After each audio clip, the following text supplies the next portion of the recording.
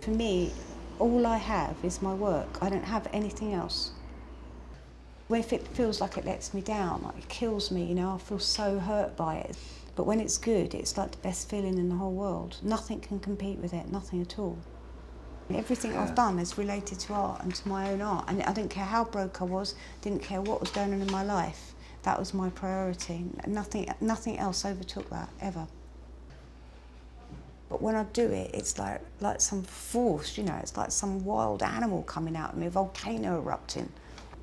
Do you think that's why you kind of never wanted to collaborate with anyone? Yeah, possibly because I'm so protective over it. I'm so protective over the whole act as an artist and what it means to me. My usual reaction to collaboration is no, I don't want to do it. Or I spend a long time thinking about it. Now, our collaboration was quite weird. Yeah. The whole Edgar Allan Poe thing was your idea, and that's what led on to me doing the painting. In a sense, it started when I sent you the book to read. Stuart Tracy says, the story of the black cat filled me with repulsion, mainly because of my love of cats. It had a strange effect, like telling a child something they don't need to know, something frightening, the idea of hate and love, and their need to be so close together. I sent you the whole compendium for some reason, I don't know why. The last page of that story had been ripped out. You thought that was cryptic and I'd send you a message. I did, yes, but actually you didn't know it was trying to work missing, around that idea. Painting I ended up doing was myself, like dead and gone and in a strange twilight world. So it was a collaboration not between me and you, it was a collaboration between me and you and Edgar Allan Poe. Insofar as it is a collaboration together, I really like it because I can't really tell which part she did and which part I did. Maybe that's because she painted over all the bits that I did. I don't know. I think I did paint over them, definitely. Well, there you go. Yeah, it did, but it was a true collaboration because you actually stood yeah. over me while I made the painting. One of the good things about collaboration can be that when you do something on a painting that you're really attached to, it might be in itself a great bit of painting, but actually for the painting as a whole, it's kind of poison.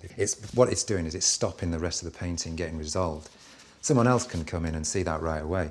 They're not attached to it because they didn't spend 10 years painting it, so you know they just paint it out, and you know that can be a really good thing. I think it was the first time I went to New York, and they were advertising this show by Basquiat and Warhol, and the gallerist had sort of seen fit to promote it as a boxing match. Warhol v Basquiat. But I think my idea of a collaboration is something perhaps a little more harmonious, you know. When I did my collaboration with Louise Bourgeois, it took me 2.5 years to do because the last thing I wanted to do was be competing with Louise for that place on the image. I just done another collaboration, which I just remember, with Louise.